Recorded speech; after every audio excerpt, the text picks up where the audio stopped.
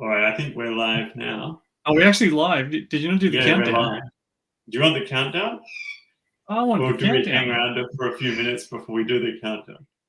Oh, I wanted the countdown. I'm so disappointed. Look, I did really want to do the rock music, so I'll have to do that before the countdown. Have you got the music now or something? Whatever you were doing. Oh, listen to that. There we go. I don't know what to make of that as intro music, though. It's a bit... Oh, here you go. Here's the drop. You have to wait for the drop. All right. Do you want the countdown now as well? Can you do two at once?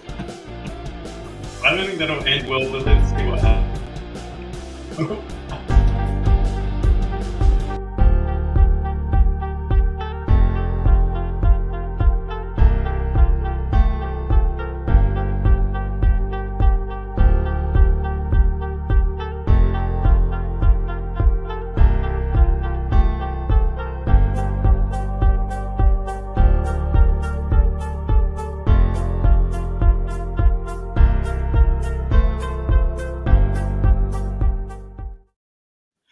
Hello, it's us again. That was amazing.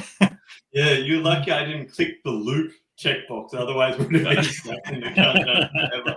But it only got down to 2 and then it came back. I was like, where's the other, like, where's the 1, 0 and then explosions? I'm like, I'm going to have to... I don't know. You have to have a play too. Lord Teaspoon says that we should be walking into the room with fireworks going off. So that sounds like a good plan. Or like WWE or something. Yeah, walking with that entourage on the side and things going off, and like big Microsoft conferences where they play the music and then people dance in between the and then it all stops and it's just the guy standing on stage talking about technology. It's like, oh. Yeah, some old guy telling us about software. Hype up music for that, really? Okay, well, whatever. All right. Well, I suppose. We should also say hi to the newbies who are saying Gami and Nazir. Hello. And Raymond as well. And Ray. Hey, Raymond. Nice. And Francis, the newbie. Yeah, Francis, we don't believe you at all. Yeah, you presented like 2 months ago, so you can't be a newbie. All right. So we're very lucky to have Chris with us today. So he's made some exciting promises of hands-on coding and development tools and domain-driven design and fun and everything. Steak knives. Don't forget the steak knives. Yes, steak knives. If we need any rock music, we can also play it during the presentation. So, I'll leave that up to you, James. Just in case there's any technical problems in any demos, we'll just switch the countdown or something like that. Yeah. Just as a backup. And books in the background. Yeah, I know. James, where's your books? Like we're all sorted. Well, actually, I moved house recently, so a lot of the books got given away. But I still have a bookcase downstairs which has my books in it. You just can't see it here. My office is small, so I left my books in a different room to fit in. You've got a filing cabinet, so that's the important part. Well, I use it probably more than the books, sadly enough. But I've still got some. I kept my favorite books. So I've still got one big bookcase full. So it's not completely over. Roaming Hen, apart from the weird name, has books on his shelves as well, apparently. He's even read some of them. I'm pretty sure Chris did go to the secondhand bookstore, buy a whole bunch of books and just put them on the shelf. And Oh, no, there's no actually, it's just like a painting. There's no books. Oh, right, okay. There's in fact no books at all. You're actually at the kitchen table or something and there's a stove behind you. Well, I would go along with that, but my pride won't let me. So I'm just going to prove that there's go pull one out. He's going to move things. Show us your favorite book. I was expecting when he pulled the book out that the secret cabinet was going to open up as well. I thought it was just like AI. It's probably GPT-5 doing the... yeah, it's not GPT because he doesn't have 17 fingers on his hand. Yeah, my son's made this terrible picture of this guy who had weirdly missing body parts playing chess. Somehow they managed to tangle it all up very badly. get a leg hanging out where the armpit is or something. His face was just so wrong, but it looked kind of half right and half wrong, and he was missing an arm. But he had a chess set that somehow turned into his bedspread. I don't know. I'm not sure what prompt they gave to ChatGPT, but as soon as you give kids like a toy, they try and break it. So that's what they, of course, did with ChatGPT. They made Bing angry. They made images that didn't make sense. So, yeah. I was reminded this morning that Microsoft actually has tried this before a couple of years ago and then had to shut it down within about 24 hours because it turned into like a raging Nazi. It's a Tay or something. I can't remember what it's called, but they tried launching an AI chatbot and then had to pull it. And I think they did a really good job of like suppressing the news about it because nobody seems to remember it in the wake of Bing. They've got enough problems with the recent version, right? Or has it all been solved? When it was launched, right, there was lots of excitement over it getting angry and rude. Yeah, actually, I heard an explanation for why that happened. Apparently, there's like a cache limit on the current context of the conversation. And so what was happening was that the initial prompt, which says, you are a friendly, helpful chatbot, was falling out of cache. Oh, really? And so it was losing the you are a friendly chatbot instructions and defaulting to its natural state. That was like angry. Yes, not very polite customer service. Yeah. So they fixed that bug by just making sure that initial prompt is always there, even if the conversation cache fills up. Is that why it's only limited to like 20 or something answers or something? Apparently so. So it's basically a call center worker who's behaving well when they're on the call, and then they get off the call and it's like, oh, these bloody customers. The reality. So also we do have a lot of giveaways today. We've got 3 conference tickets and 2 JetBrains licenses. So that's quite a lot. So definitely listen closely, and I'll ask questions at the end. So there will be 5 questions and 5 things to give away. So do stay to the end. And Francis says, Christmas has come 3 months late. There you go. Or 9 months early, one or the other. The conference is the programmable one, and it is on this Thursday. So it is kind of short notice.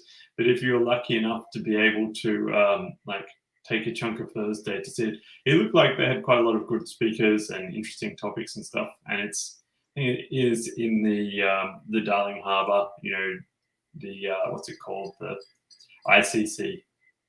International Convention Center extraordinaire. Complete with rock music and people on stage talking about technology, hopefully. Yes, so I've been there a few times for AWS ones, and they've been rather huge with millions of people, but I don't think this one would be so huge as that. Probably more friendly and all the rest. All right, you killed my Francis, you're ruled out unless you're coming back to Australia anyway. Yeah, I don't think they've got any online version of it. It's a physical event. In person. In-person. Oh, you might be coming back just for a conference. That's impressive. All right, you really coming back, Francis? I've been asking you for a while, and you always say you're not coming back. So there you go. All right, well, you have to win first. Francis, there's 3 licenses. There's a good chance. There's a really good chance. Will you come back if you get 2 tickets? You and a friend. Yes, friends. Sure he does. All right. All right. I suppose we should get back on track. Otherwise, Chris probably planned to actually have a presentation. Sorry. Yeah, we should. Yeah. So, have we got anything else we want to talk about before handing over to Chris? No. All right. No. I think we need to give Chris as much time as possible because he's put the kitchen sink in this whole presentation. So we need to see it all.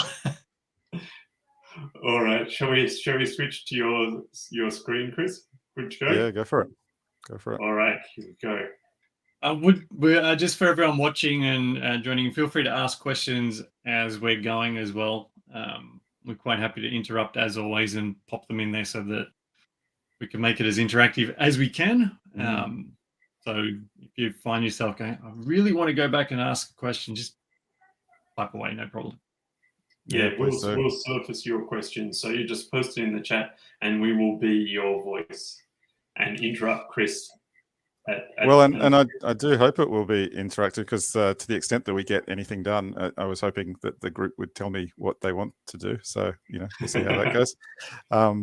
Yeah. have you got access to the chat there, Chris, as well?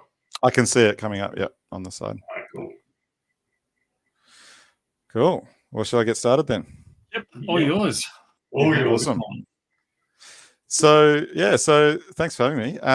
This project I wanted to spend some time working on tonight is called Contextive. I launched it last year, and unfortunately had some health issues and got a bit busy, so I didn't make much progress on it after I sort of initially stabilized. But I've got back into it recently and just actually launched an update the other day with a bit of a UX improvement, and I'm keen to make more progress on it. So what it's all about is, I was working on a project for quite a while, since from 2015 through to 2021, and we were using domain-driven design pretty heavily. And so we were doing that thing where you pay really close attention to the language and trying to be really precise about our definitions, what they call the ubiquitous language. And we found that we were a pretty small team, or a couple of teams by the end of the project, but we'd identified like 6 or 7 different bounded contexts, and a couple of them had the same term used in different ways in those contexts, which is, the intention of domain-driven design. It's it's like its hallmark feature that you can do that. You can have the same terminology used in different bounded contexts.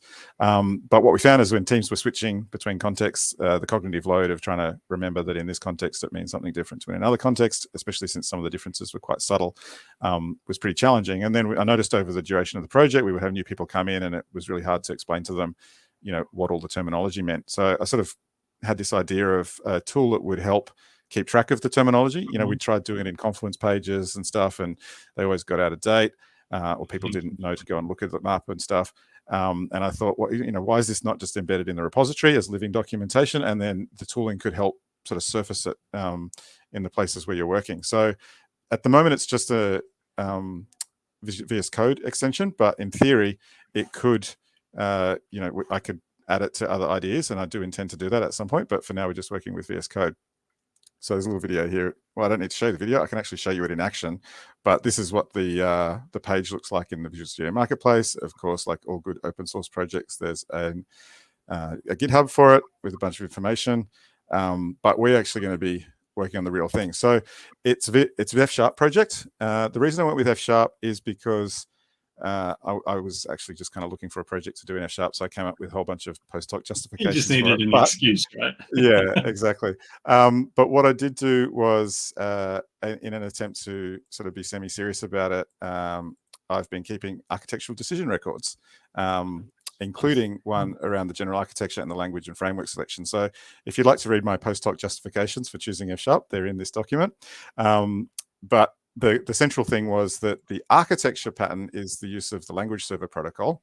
And the language server protocol allows you to have a server component, which is aware of like the business logic, and a client, which a really thin client that runs in the IDE, that just passes through transparently the interactions that the user is having with the IDE, like a hover or an autocomplete, or instructions to generate sort of color coding for a given file. And so the idea was, because I want to support more than one IDE, I'm going to use the language server protocol. F# on a survey that I did was the best language that would allow me to use the same language across as many extensions and a language server as possible, because I can use Fable for transpiling to JavaScript to run in VS Code. I can use .NET to transpile or to just compile the extension for Visual Studio. And I can use .NET, obviously, to build the language server itself. The IntelliJ is going to be the fly in the ointment, because I'm going to have to do that in Java, which is why I'm put that at the bottom of the list. So that's... It's all right. It's the old .NET group. Yeah, exactly. So there's some ADRs here, and I'm also pretty proud of this because I've done a lot of work around automation. So it's a fully CI/CD tool. So when we push it into GitHub, the actions will run. That's really robust suite of tests, and it's got automated deployment of the updated versions into the VS Code extension framework. So if we do make any changes tonight and they are robust enough, then we could actually see a new version be released tonight, potentially. So we'll see how we go with 45 minutes remaining. So, what could go wrong? So, bottom of yeah, so I've been using TDD to build it, which is why the test suite is pretty good. I will say that while I do quite like the principle of this, building VS Code extensions in F# is kind of like playing on hard mode. The tooling is not really there. The documentation's certainly not there. There's a few things I had to work out along the way, but that's why it's a personal project. It's a fun hobby thing, and also particularly the tooling around testing. So like you can see all of the .NET tests for the language server, but I actually do have tests around the extension itself, end-to-end integration tests. But because they're F# transpiled to JavaScript, none of the tooling knows what to make of that in terms of like how to interpret the tests into like a visualization of it. So I can run the test though. I thought that might be a good way to start it. We'll run the VS Code extension tests and just make sure that they're actually running. I think you should see this pop up because I'm sharing the screen when it does launch. But VS Code, when you're developing an extension, actually has pretty good support for running your version of the extension in a second copy of VS Code. If and when it gets started, or if it might be on a different screen. Just checking that. No, that's a different thing. The live demo gremlins strike again. Hey? That's all right. We've got a question as well. So. Oh yeah. The Java. Yeah, it could be Kotlin. Yeah, in theory, it could be Kotlin or Scala, but all of the IntelliJ documentation is Kotlin or Java only, not Scala. Oh, here we go. It is coming up. I wonder why it was so slow. So this is, maybe it's because it was doing a full build in the background because I just launched it. So this is being automatically controlled by the tests, this version of VS Code. So we'll watch a few windows pop up in a second. As it starts, it's opening the.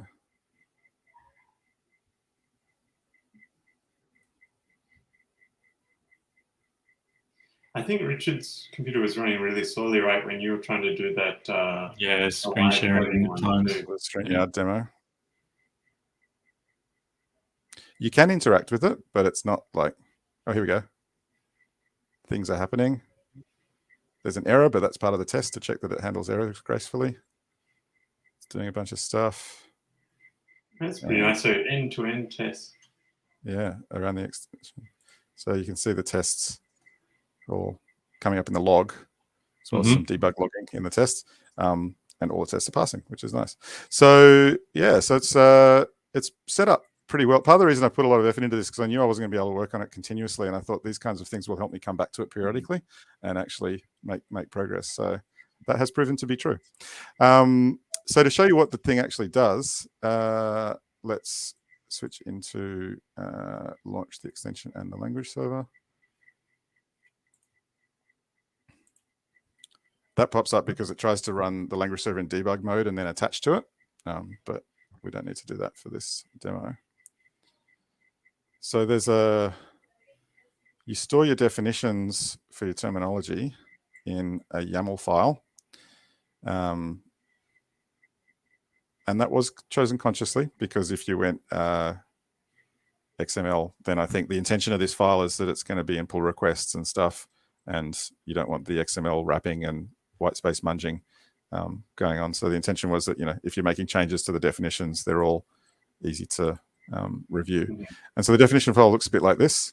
You've got a list of contexts with a domain vision statement, a set of paths, because the idea was in a mono repo environment, you might have different bounded contexts in different paths, and then a set of terms with a definition and a set of usage examples. So one thing that's cool is that when the definitions file itself is the active definitions file, you can hover over the terms and you can see Contextive in action, because that's what Contextive gives you. It gives you that hover pop-up, which tells you all the information about that term.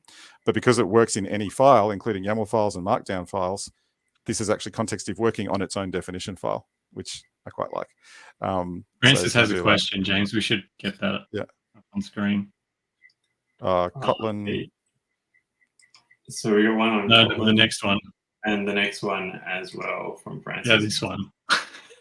Yeah, potentially, that's true. So Really what I'll this show you as quickly, well.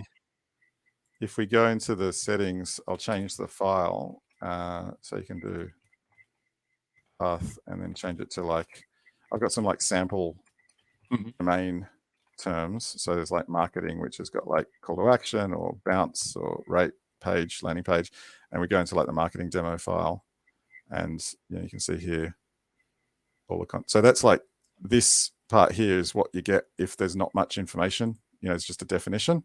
One thing I like is that if you have defined the word bounce and the word rate, it shows you both of them if you combine them. So it finds bounce rate and it shows you the definition of bounce and rate. But landing page is defined, even though the word page is defined, because we separately defined landing page as its own thing. So we've got bounce and rate, but we've also got page, but we've also got landing page. It knows that landing page is the more specific definition, so it just gives you that. And because landing page also has a usage example, we get this bit here. And the change of setting, you reloaded the language server in the background, did you? Or yeah, the language server picks up the so the language server protocol has a thing you can hook into whenever the configs change, and so the language server detects the change, reloads the file, and then serves up content related to the new file. So we can move to like accounting, go into this was accounting have a term? No, where was accounting? Maybe I don't have a account ledger journal. I don't have any files related to that. Cargo was the one. That's right. This is a cool demo. So in the cargo file, this comes from the DDD Blue Book. If anyone's read it, he extensively explores the domain of cargo shipping. And so there's a policy defined in the cargo bounded context, which is a set of rules that the routing service must follow when evaluating legs that can conform to the desired routing specification, obviously domain specific thing. And in the billing context, there's a policy, which is a set of payment rules. So if we're going to the cargo demo and go into the leg policy, we can see the definition of leg and policy. If we go into the billing folder and do policy, we get a set of payment rules. So it's context aware and gives you the definition that makes sense in that file, even if you're working across multiple bounded contexts, which was a scenario that we faced a lot in my project. That's based off a path or a namespace? A path, yeah, because trying to be language agnostic, I didn't want to build too much awareness of things like namespaces and module structures and stuff. So yeah, you can, if you look in cargo, the billing context has the billing demo path, but it's a list of paths and it supports wildcards, so you can do ***. If I change this one ***, oh, hang on, you have to do and that in the YAML. And then we go into the billing policy, we'll get both. So we get the cargo context and the billing context. Oh, okay. Because we say, well, you've said it applies to both of them. So it's pretty kind of all-encompassing, tries to do as much as it can, but not too much in terms of what it shows you. It also gives you, so like if we put a method or a function, you get autocomplete of all these things. And the definitions there. So it tries to encourage you to use the domain terminology in your code. And it's got some smarts around there, different things. So if you're doing like, underscore case, what do they call it again? Snake case, it narrows it down. It gives you all the options for the same term. So leg magnitude policy and leg magnitude policy. And if you type leg magnitude policy, it gives you autocomplete. It tries to follow your, typing. But yeah, that's the tool. There's a bunch of more things I'd love for it to do. A lot, actually. I'll show you the README, and then you guys, now that you've had a little intro to it, can tell me which one of them you think we should work on tonight. So the README is, hang on, we're in the runtime. So that was the editor that was spun up with the debug version of the tool. So in the README, the preview. Here's all the proposed features. So we got the storage of the terms I was thinking about adding the ability to classify terms according to the DDD terminology, like aggregates, value objects, commands and events, and so on, and maybe like linking terms to each other. So like the commands that relate to a given aggregate. So that I wasn't really sure what you could do with that other than maybe have some links to it. Obviously, here's all the IDEs I'd like to support. But Probably won't work on one of those tonight. What's that, sorry? Probably won't work on one of those tonight. No, those are much bigger projects. But that said, Vim and Emacs have built-in language server protocol support. So in theory, they should actually be pretty easy to get going. The same language, the VSCode language server.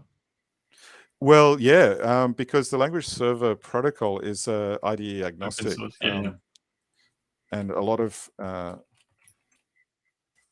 should have this up, but it was launched by Microsoft, but in theory it's agnostic, and it's a pretty robust specification. It's pretty hardcore about backwards compatibility too. It's quite remarkable. Every feature has to be explicitly opted into on both sides before the feature will get activated. And there's a lot of things where you have to it forces you to do backwards compatibility. So in theory, I think Vim and Emacs might be the easiest ones to do because they've got built-in protocol support. JetBrains, like the whole IntelliJ suite, is going to be the hardest because they've specifically said they hate the idea of the language server protocol because they think that not embedding like specific language support into the editor is like a disservice to the language. So from their perspective, like the language support must be tightly integrated with the IDE or it's useless. So they've specifically said we're never going to support the language server protocol, but there's an open source library that's supposed to work for it, but I just haven't been able to get it working. There's some other ideas I had, like maybe CodeLens on it to have something to do with the terminology. Idealistically, problems warnings if you've misused the language, like using a command or event in a place where it should be an aggregate, but I haven't quite worked out how to do that. Maybe some GPT-4 integration is in order. Who knows? And then maybe just call the API at ChatGPT. Yeah, just call GPT-4. It can do the job. Things like pluralization. Yeah, that's a good point. Yeah, I haven't added the list here, but that was one I was thinking about. It doesn't currently support that. So if you have defined a term, but you type the word with the plural, it won't match right now, but it should, I think.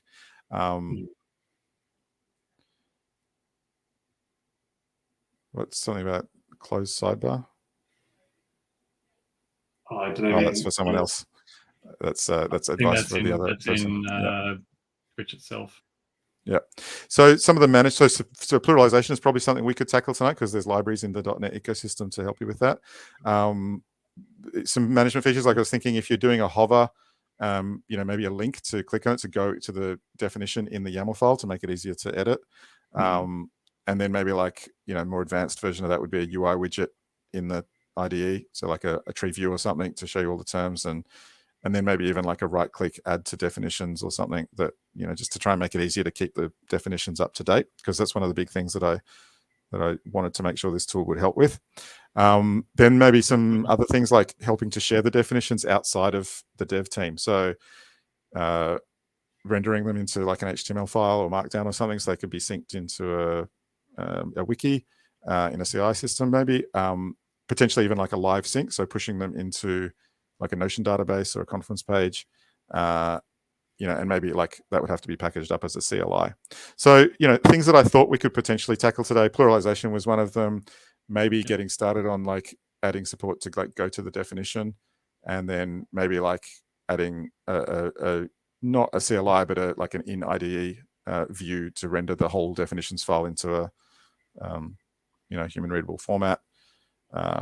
Or I don't know, any other ideas anybody comes up with. I was curious if anyone's joined the stream because they are actually a user of Contextive, because I did promote it on Twitter and a few other places to see if anyone who is currently using it. And I know there's not many people using it, but I know there's not nobody using it because there's been like 250 downloads. When I did the update the other day, the stats showed me that it had been upgraded on like 60 or 70 installations so far. So, it's out there. Thank you, Francis. Francis has promised he's going to use it. So. Is it? Yeah. But I don't know if anybody else is already using it. JetBrains, yeah. Oh, well, I talked about that before. We'll see. Francis got lots of free time. He can Francis can report it. JetBrains version. It's all right. Yeah, cool.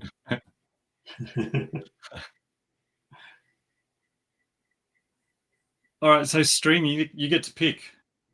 What do you want? All right, that's a question to the stream. What are our options again, Chris? Go to pluralization, go to definition. Let's go with pluralization. That, to me, that sounds like the easiest one, if I'm honest. All right. So let's give it a shot, and we can just hopefully pull in a NuGet to do the bulk of the work for us. Yeah. So, there was something else I was about to talk about.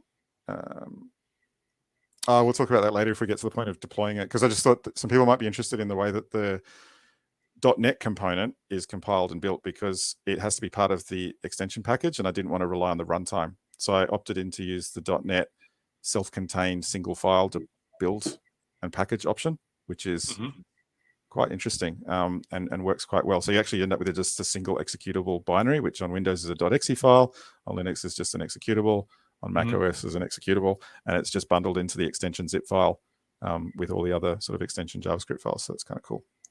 All right, pluralization. So because I do TDD, I'm going to start with a test. Whoa, slow down then. But now I have to remember where the tests are. So I've got some tests here around comparing, splitting words. The tests are in F#. Now I'm definitely saying slow Everything's down. in F#. Everything's in F#.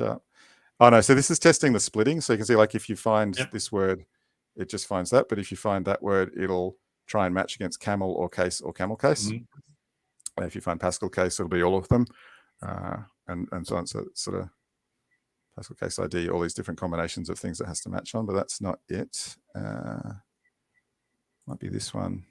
No, that's a helper. This one.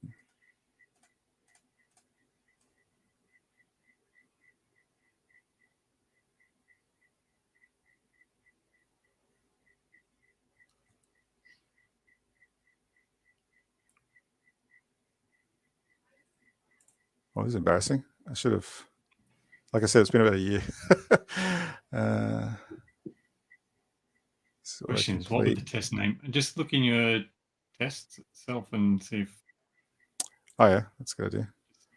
Completion, TikTok completion. Single word.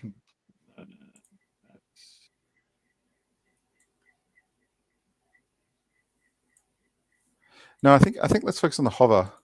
That's where he is. Here we go. Term found, given definitions and text. There we go. But yeah, you can't navigate, like goto doesn't work because it's expecting C# in the .NET thing. Doesn't work. Probably text and original, I think, is in there. Yeah.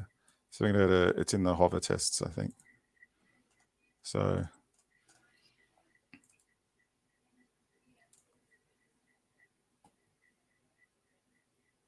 yeah. Tests hover term found when hovering in OpenWorks. So this is using this term. So it's using, like, it's relying on a definitions file in a fixtures folder. So we go into the test, we've got fixtures. There's a bunch of different samples. So this one has like original, another, and combined word.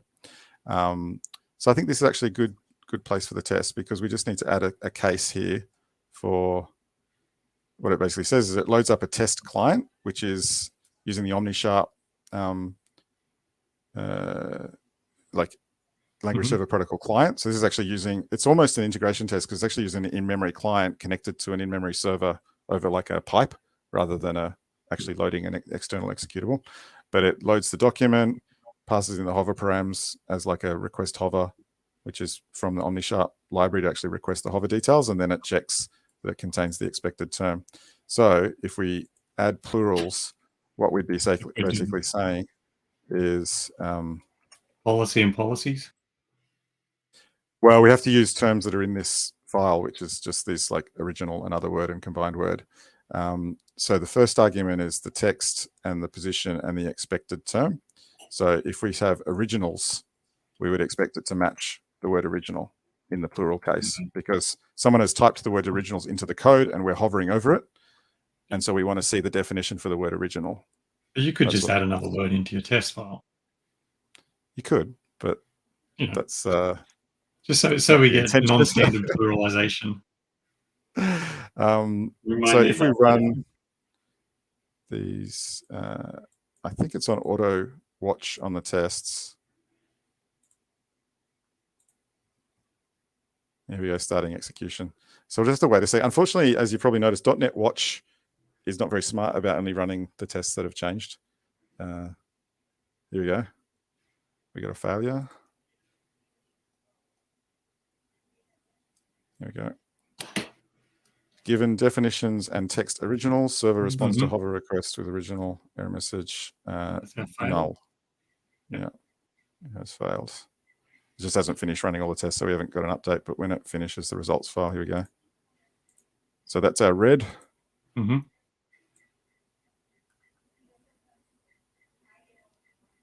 So let's see about making it go green. Which server? So I'm trying to remember this. So we go a whole bunch of F# here. So we start at the bottom in F#.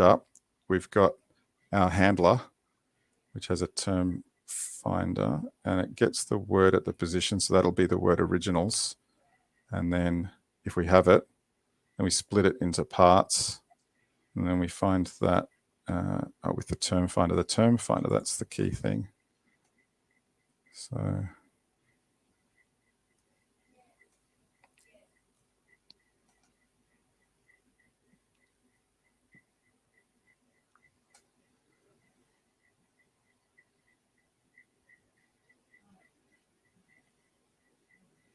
these are all the loading of the globes.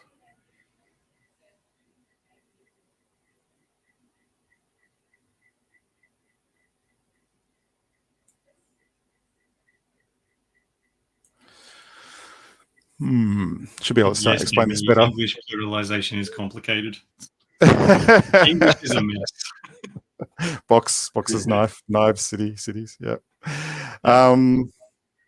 I saw a question around how does it work across repos? Can the definition be shared? It's a really good question. If you've neatly allocated one repo per bounded context, then you just have a separate definitions file in each bounded context. But if, as is commonly happening these days, you actually have one bounded context, but you split it into 500 microservices and you have a repository per microservice, that's a little bit more tricky. So the pattern that I found that can work well is if you put the definitions file in, like, often in that case, you have like a shared domain model or something. Maybe you don't, but if you do have a shared domain model, you can put the definitions file in that and distribute it to the other repositories through the package distribution that you're using to share it. So maybe bundle it into the NuGet file or into the NPM package or to the Go library. I've tested that with Go and it works quite well, but it's a bit obviously a complicated scenario. My advice generally is don't do that and put everything in the same repo for the same bounded context. But it's a lot harder. It's easier said than done in a lot of environments.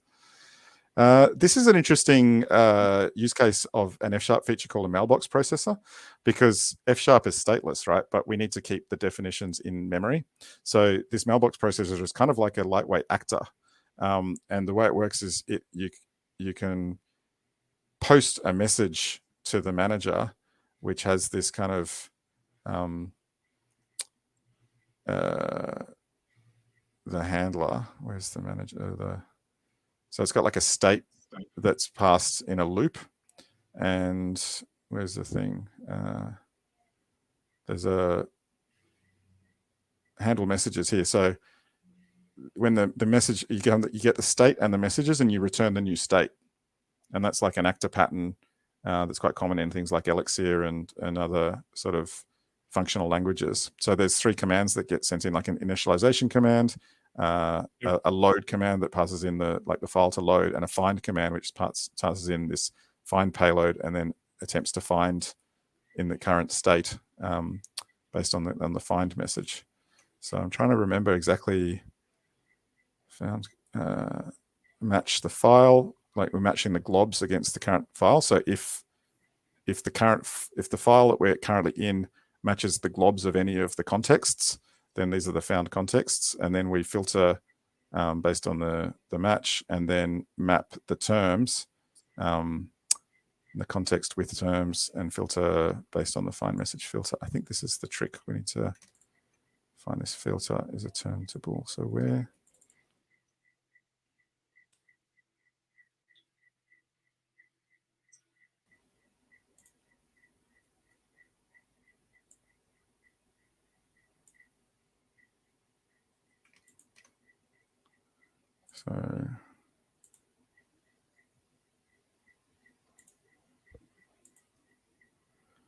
So there we go. So this is another common pattern in F#.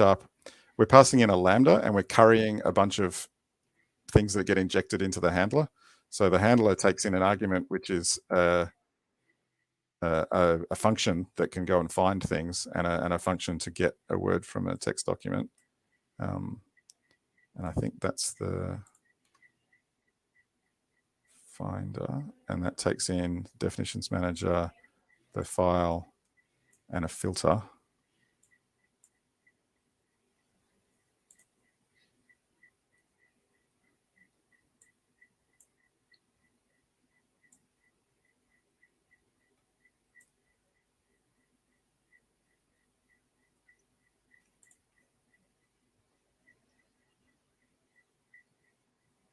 Get word at position. That's returning the plural word.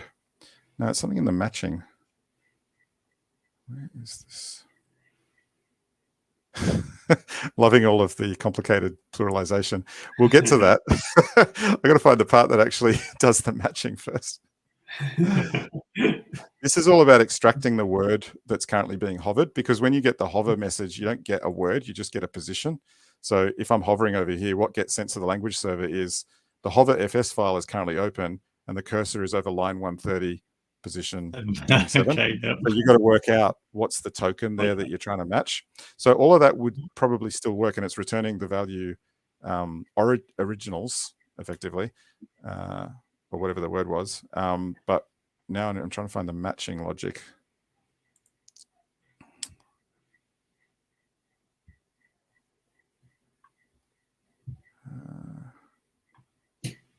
Live hacking, right? So fun to watch. Yep.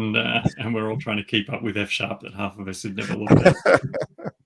Like, yep, there's arrows and equal signs and stuff. Oh, okay. Well, I'll try and explain that. So these are function types. So it's kind of cool. Like the arrow is just an argument separator in a function type. So this says that this is a function that takes a term and returns a bool. This takes a string and a filter and returns an async find result. And what's cool about that is with currying, if you have a function that takes in multiple arguments and then you call it with only some of those arguments, what you get back is a function that's expecting the remaining arguments, which is kind of how you do dependency injection in F#. You have your initial arguments be the dependencies to the function, and then you set up a curried version of that, which has all the dependencies wrapped in the injections. And then that curried version is the one that you pass around that just takes the actual arguments that you want to call it with at any point in time. That's simple. Super simple. It actually is quite fun once you get used to it, but it is a bit of a mind wipe to get started. Nice adjustment. Yeah, I was going to use a different word and realized that this is being live streamed. So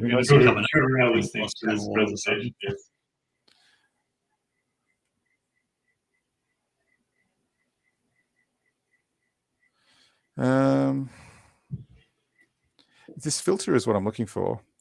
So in a Maldrops processor, takes a string and a filter, and in the server we're defining this thing with hover handler. We're passing in a definitions find.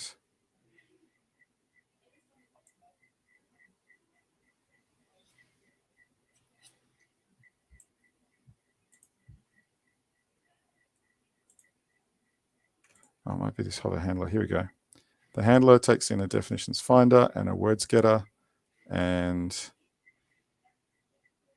then it calls the term finder somewhere, or at least passes the hover content for words, term finder, here we go, term filter for words, narrowed it down.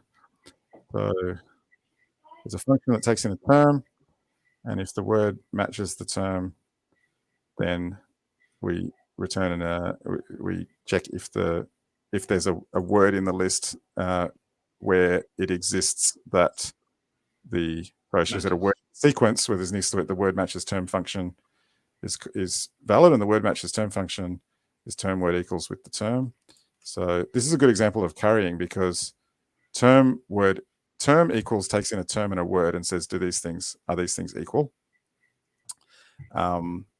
Term word equals takes in a term and a word term and word and parts, and says if the first of the word and parts it gets passed into the term equals function, and word and parts is a tuple that has like the original word and then all the combinations of subwords that were found within it. So we're trying to match both of them, and then word equals. Yeah, this is sort of starting to work. Yeah, domain modeling made functional is really cool. So I think this is where we're at. So this is the thing. So we're matching the term and we're saying, just does it equal? And so really what we probably want to do here is like an OR condition. Although maybe we might do it. You need the pluralized terms. Yeah. Where you want to match either or the single or the plural. But I think there's like a normalized term equals this. We want to say normalized term dot equals or normalized term. It's a simple pluralization strategy for now. Match all the cases, that one.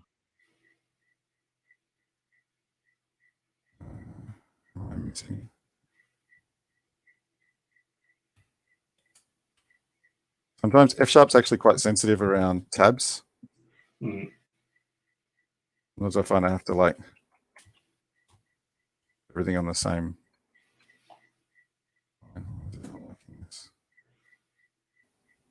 If this the body.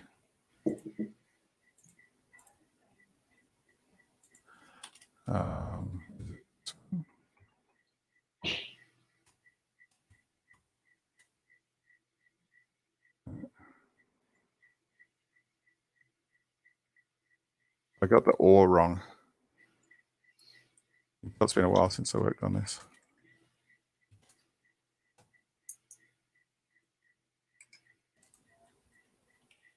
I think Remington needs to jump in with the syntax. It is just a double pipe, right? Like, I'm not going crazy. It's not like a Visual Basic thing where it's actually the word OR. Quick Google F# OR. F# Boolean OR in the element. Yeah, no, it is. It's a double pipe. We are supposed to just return a Boolean, right? Equals. Let's go break it down a bit more. Singular equals that.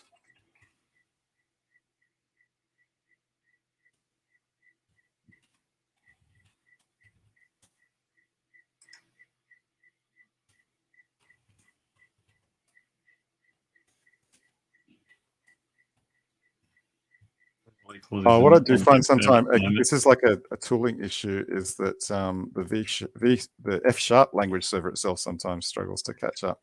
Oh, hang on, you don't need the word return. You've got plural equals. Yeah, that's cool. Yeah. So this is an F#, but if your last line of your function is just a value, that's the return value of the function. So we're returning singular equals or plurals equals. So I've saved this now, and let's see. You know what? I might stop this because that's really annoying to wait for a ton of tests, and we will just run that specific test. Yeah, you can do that from here.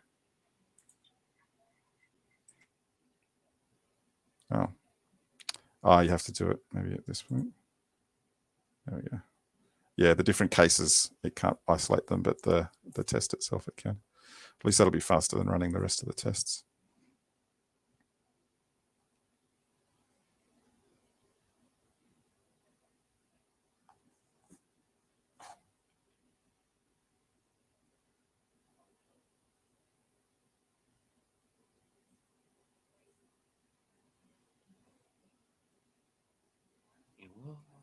We need that background rock music, hey?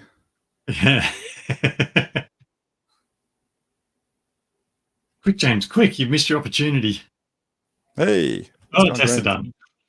Yep. So this is obviously a terrible implementation, but that's TDD. You do a terrible implementation and then you make it better. And then I like to make it better by adding another test case to just prove that it needs to be made better. So let's look at, I think we've got originals, combined words. What's a term that would have a octopus? Seems a little bit simpler to start with. No, do it. All right, fine. Let's see if the library that we pull in works with that. So it's going to be octopi. Hover tests. That was just to keep people in chat who are happy with words that end in S then getting pluralized randomly. That's the word that someone's going to have typed in, and we still want it to match this term from the definitions file. Right? Bodies. Is that the correct plural of octopus? I don't even know.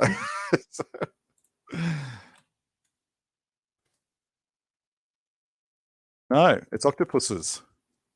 Oh, what? Octopuses. Sorry. Ooh. What the hell's octopi then? There you go. Why is just octopus us getting it all wrong? 3 plurals probably come from different ways. Octopi is the oldest plural. 3 plurals. Octopuses. There we go. So much like an octopus has many arms, it also has many plurals. That's really going to screw you up then, because you've got to cater for all 3 of them. Yeah. Well, so what was someone suggested a library for Humanizer. doing Humanizer? I think. Is that the one that does it? I think so. This is nice in NuGet. It's spelled terribly like this. Almost. Yeah, yeah. Yeah, cool. So, of course, we, given that it's F#, we use packet. And you want to call singularize, which is the method for any plurals to go back to their singular.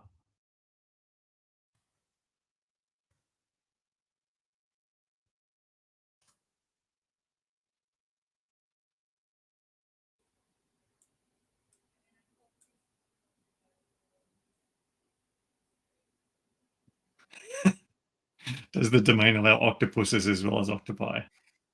I don't know. We'll find out. Very ubiquitous of you.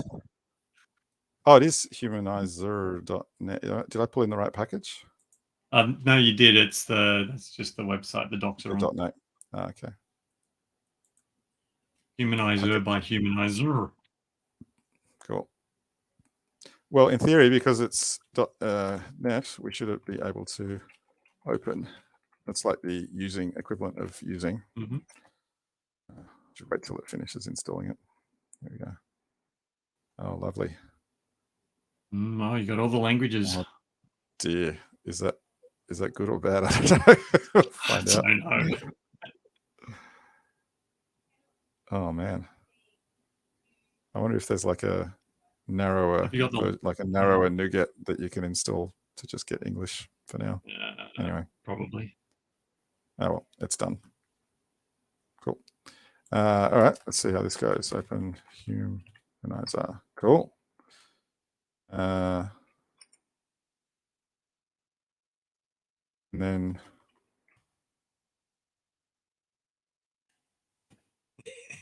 no, don't we want to singularize the word? No, it's the other way around. We want to pluralize the term from the. Oh, that's a good question. No, if you use the plural in your naming, you want the singular term is what will be in your domain definition. Yeah, so the singular term will be in the domain definition, and the plural term will be in the text. What's in but use. The problem is the way we match now is we find the term and normalize it to then match it against the word that we found in the code. So you want to take whatever the term is, singularize it, and then try and do the match again. No, because the term from the definitions file will already be singularized. We want to pluralize the term from the definitions file, or we want to singularize the word from. So we either want to pluralize the term or singularize the word, one or the other. But we could do. Actually, it might be better to do that.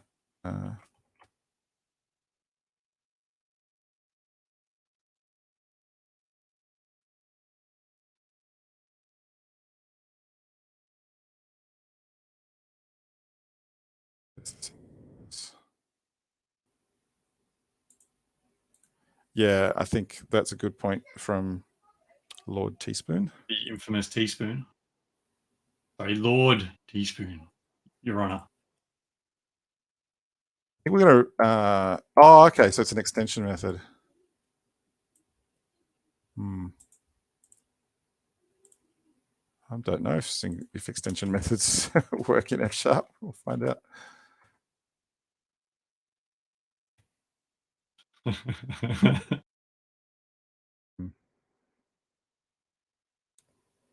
Word is a string. But you'd be able to call it as a static anyway, right? And just, but that's all it is. Oh, hang on, it's found it. There you go. Yeah, oh, you need to pass all the arguments. It doesn't cope with unexpected arguments. False and false, I think will do. False. So that works.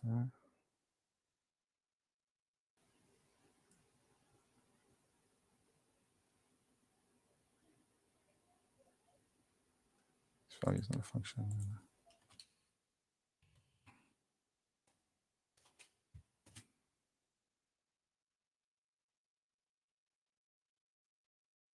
That's not a Boolean there.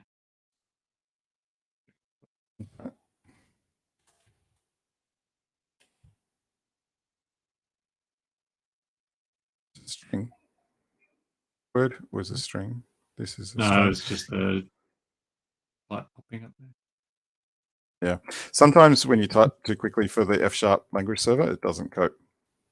Oh, here we go. So octopus failed. Let's see if it's...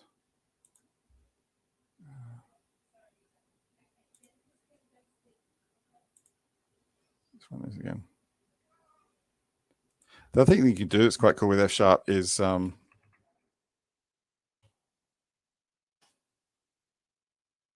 We're going to send the F# REPL. Mm-hmm.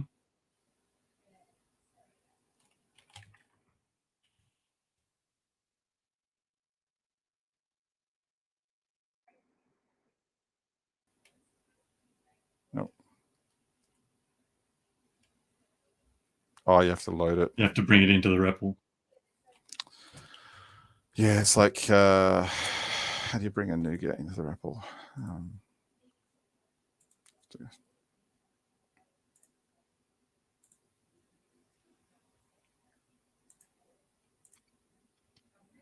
This is really choking my computer, I have to say.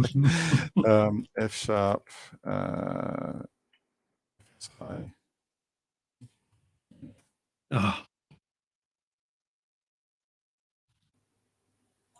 Here we go. It's right. It's #r NuGet.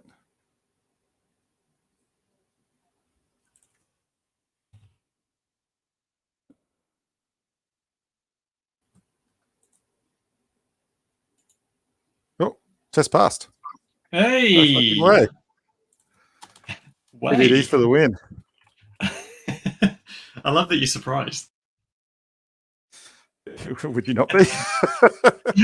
All right, well, let's play around with this. Let's see how it actually works. Launch extension and language server. If this works, fuck it. I'm just going to push it to master and we'll see it. YOLO! I'm just conscious it's 8 o'clock already, and I know your time booking is 7 till 8, but I'm happy to keep going if anyone else is. We can probably stay on a little bit longer. Oh, the Angry Bird. You have a PR out on FSAC that should make it smoother. Oh, cool. What does the PR do? That's FSAC, for those not aware. It's the it's the F# compiler support for VS Code, right?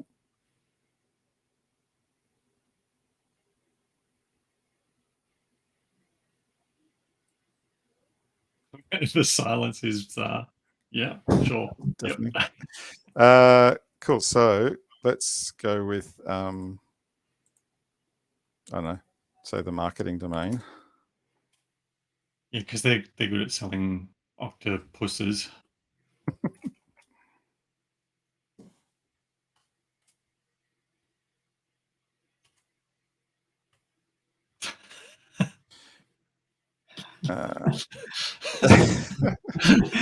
Thank you, Francis.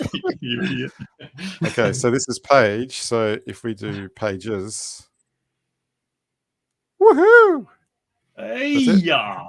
Whereas previously it didn't do that. So it matches it for page, it matches it for pages.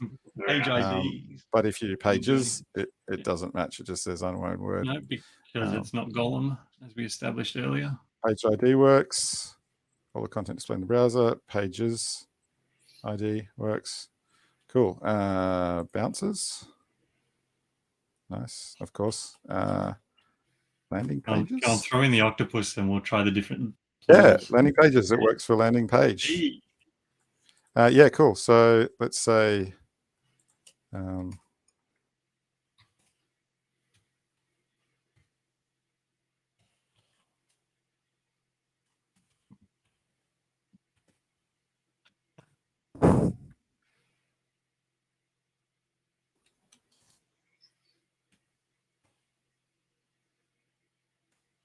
octopus is there. Mm-hmm. Hey, Hey. old school Now deployment. do octopuses. Let's see if that picks up. No. Oh, it's going to have to be a PR to the Humanizer project. Yeah, didn't they read the web page that's the Yeah, Merriam-Webster said it's yeah. works. Do people in Cool. person, for example. Oh yeah, nice.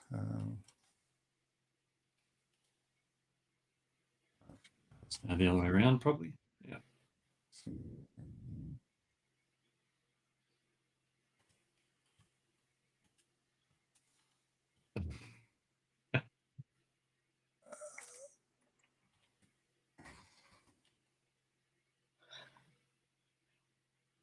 Boom. Yes. Very Nice. How good is that? How good is that? Love it. Cool. Yeah. Well, I'm happy to go. Hang on. We have to. Yeah.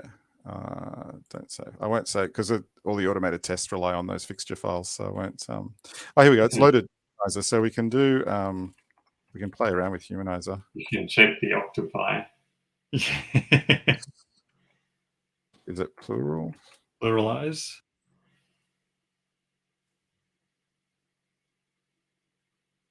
Fine. There you go. Yeah.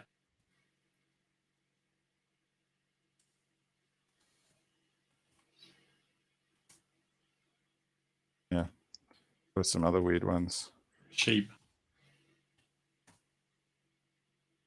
Oh, nice. Sheep. Well, that's a waste. Cool. Oh, Angry Bird. Awesome. Sync to async, moving calls to FES to new threads, keeping the thread pool available for requests. Wow. You should do one of these live streams. That'd be awesome. I'd love to see that. Oh, roof.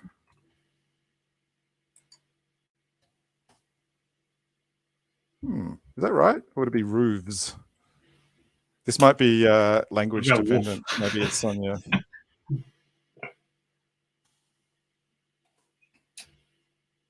I was hoping for woof woof on the end of it, but Cool. All right. Well, Roofies, no Francis G. All right, let's quit.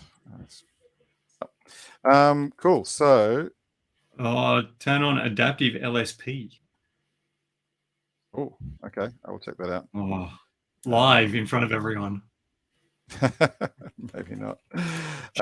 So I do need to do a git restore on my source code. Test gestures. Break my end-to-end tests. Well, while you're doing that, James, do you want to do questions? Move into the prizes. All right. Yeah. So I've come up with, I think, just enough. Let me check. All right. I think we're ready. So, are you all ready in the chat? I'm going to give you the first question. Okay. So I think this is for what though? Sorry, James. Let's Again, this is for which prize are we giving away on this one? Oh well, I think we should start big. So let's go with the conference tickets. All right, cool. So I think they're valued at like $300 and something each. So they're valuable. Yeah. The JetBrains licenses are valued at something significant as well. So they're all very valuable, really. But maybe the conference is a bit more. So first question. What protocol does Contextive rely on for communicating with the ID, let's say? Oh, Steve's already got it. What's the full name? Do we count acronyms? I suppose so. Yeah, give me the full name, Steve, if you want to claim your prize. Almost. Raymond's coming in. Yes. Yeah, I think Steve had it. All right. Nice, Steve. Good job. All right, there we go for a conference ticket. Now, next question. Oh yeah, so just send me a message on Meetup, and so with your email address in it, and I'll send you through the deets to your email address because they're all like file attachments. All right. So next question: what format are the definitions in Contextive?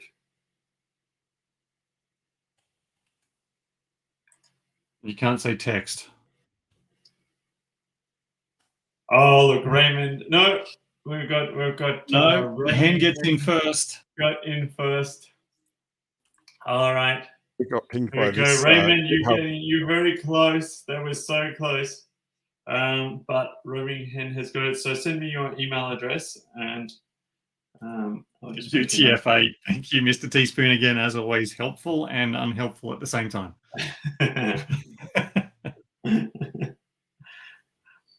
All right, and that's for the conf ticket. All right, so now this one, on your marks, make sure you've got a fast internet connection because this question's pretty easy. So, which major ID didn't support LSP?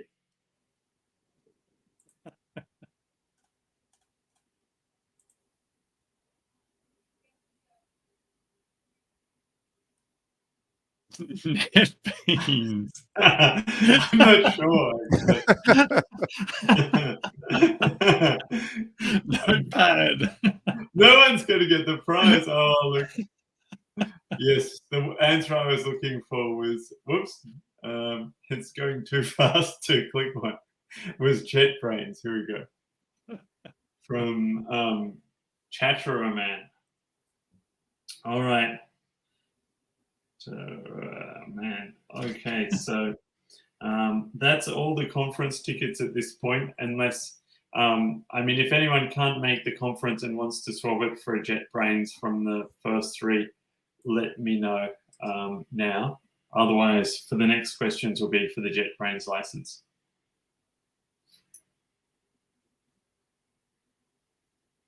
Right, they've had 28 seconds. We're good. Oh, Chinaman's ready to swap. All right. So I'll change you over to JetBrains. The JetBrains you can use in you've got several months to use it, so it's a bit easier than a conference which you kind of have to attend in person or it's valueless. So cool. All right. So that means we've got one JetBrains and one conference left. Thank you, Chatterer Man. All right. I needed my sound box. Didn't get it ready. Should have done like the drum roll and everything. Yeah, I don't have one of those in the StreamYard here. Disappointing. Well, maybe in coming upgrades. So let's see. So this is a fairly easy question. So again, get your keyboards ready. So which IDs are currently supported by Contextive? Don't look at the screen. Oh no, it doesn't. It doesn't have the ID up now. Yeah.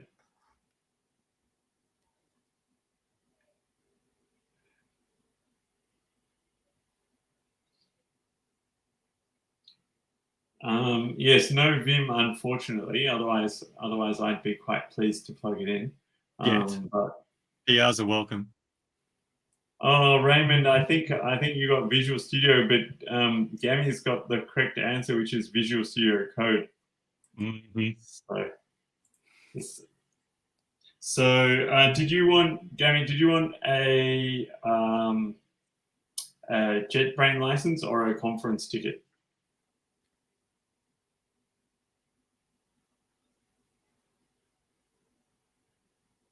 JetBrains? No, hang on.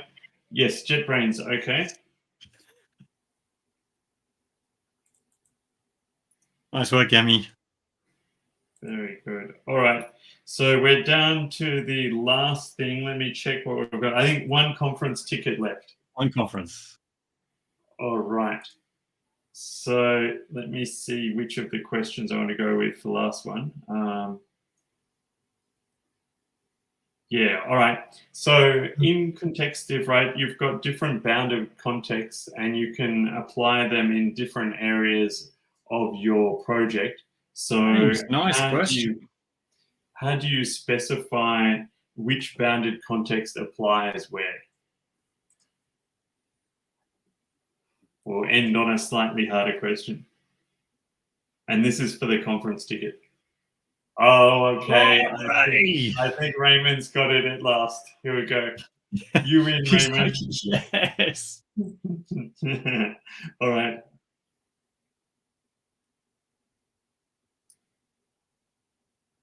Well, that's all the prizes. Hooray! You've been trying and now you win. There you go. So that's everything, unless you've got any other ones to give away, Richard. Any other last minute merch or no last minute merch, sorry. No fiery merch or anything. No, but I'm not giving away my boots. Those things are ridiculous. All right. So have we got anything to look at back on the screen share, or are we? Yeah, the builds have been running. The deployment's currently happening. We've gone live basically. Yep. So I've done it. So, well, there's two things I thought might be interesting. One is we didn't really have a look at the Fable part of the whole thing because we were just working on the language server. So if people are curious, I'll just quickly show you what that looks like. So I've got like a VS Code folder, and it's literally just a normal NPM package, but embedded within the source folder is a .NET FS proj file. And Fable compiles the FS to JavaScript, and then the bundler produces like an out file, which is effectively what ends up going into the extension. So what it looks like is just normal F#. But there's some differences, which is that instead of async, you can use promises, and they actually translate to like JavaScript promises when it gets compiled. Like I said, it's a little bit like playing on hard mode, particularly because all of the Fable work is primarily oriented at web development. So you've got, libraries for building React apps and Elm apps and all sorts of, and Giraffe and, all sorts of like browser things. But for VS Code extensions, a little bit less support, which is interesting because the F# extension itself, this thing, is written in Fable, I think. So, but they've obviously, that's kind of one of the few ones that is. But it's really lightweight. You can see like basically all you do is you say, generate a language client with the server options, and the server options are literally, if you're in debug, run .NET run, and if you're not in debug, run the language server executable that was bundled into the extension, and then away it goes. And you just have to, the only command that's registered is an initialization command that sets up the first definitions file for you so that you've got like a template to work from. And then the only other thing was to have a look at the build and test. So the way this works is it's CI in that it will always build on main, and it'll build branches as well, but I don't tend to use branches because it's just me working on it. So I always commit on main, it does a build. When I'm ready to release, I do a manual trigger of this release pipeline. And what that does is it does a build, it update, it uses the NPM semantic release package to update the version bumps on everything. So it version bumps the .NET assembly, it version bumps the NPM package, version bumps the extension, and it adds some changes to the changelog based on the semantic commit, like the conventional commits in the commit history. And then that triggers this publish step, which is still running. So because the last release was a bug fix, so it automatically made it v1.5.1, but this release, I said it was a new feature, so it made it v1.6. So this will take about 8 minutes, so you may not want to watch it, but it does a parallel build of all the different architectures, Win x64, Linux x64, OS X, and OS X ARM, and then it just, as they're ready, it uploads them. So if you keep an eye on this, latest version was 1.5.1, but within about 8 minutes, that'll say 1.6, and then it'll auto update, and anyone that's using it will all of a sudden have support for pluralization thanks to the alt.net community. So Very cool. Thank you very much. So yeah, I was hoping we would get a release out of this, and we did. So even though everyone had to stick around an extra 20 minutes, but thanks for that. And whoever installed it while they were watching, because it was 238 installs at the start of the hour, and it's 240 now. So thank you also very much to anybody who installed it while you were watching. But yeah, hopefully pretty soon that'll be like 1,000 installs, and then we'll be on the top of the extension download list, and everyone will be doing DDD, and projects will be better, and life will be good. Fantastic. Cool. All right, Chris, I think as you can see in the chat, hopefully it's coming through. Everyone's going, woo, thank you. And yeah, from us as well, definitely thank you. That was very cool. Yeah, very good My session. pleasure. Yeah. And a live coding that worked out with a real release at the end. That's good. we've had live codings that haven't produced as much. Live coding that has done what live coding normally does, which is fall apart. Well, we're close. I mean, to be honest, if I wasn't doing it live, I probably would have done a little bit more refactoring before going live. But anyway, I'll bundle that into the next release. That'll be fine. That's very cool. Very cool. All right, I think that's it, everyone. Hopefully we've got your details. If you won one of the prizes, make sure James has got you covered. And apart from that, we will see you all next month when we figure out what the hell we're doing. Actually, next month is Anzac Day, come to think of it. So we may have to work out what we're doing, whether we'll have to do an alternate plan, yeah, or what we're doing. So we'll talk about that and post it on the site as usual. Yep. And yeah, make sure you send me your email address if you want. And lastly, please let me know if there's something you want to present on. Otherwise, we're picking an open source library again. Or if you want to do some live coding, as you can see, it can be done. So we've several times actually already this year. So it definitely can be done. Francis even got a C4 Prezo, was great as well. Very nice. But yeah, that was a really good presentation, Chris. Very impressive. Thank you very much. Indeed. Thanks very much for having me. Awesome. James, we need outro music. Oh, well, I can play music. I just don't know what it's going to sound like. So we're going to end with Feeding the Ducks. I don't know what it's going to be, though. What's it called? Feeding the Ducks. We had rock at the start, and we'll Feeding the Ducks is really. Can I just quickly put a plug in? If you find this interesting, Contextive is on Twitter. I've got 28 followers. It's pretty sad. So Twitter. Can you follow? Yeah, I know. You'll have more soon. I've got a personal Mastodon, but I haven't set up Contextive on Mastodon yet. But I'll post here when I do. So follow me on Twitter, and then you can follow it on Mastodon when I get that set up. Lovely. Cool. Sorry. And we'll feed the ducks. Are the ducks playing at the moment? Here they are. Oh, there's the ducks. Calm and relaxing as we fade out. Relaxing fade away. Thank you, everyone. Good night. Bye all.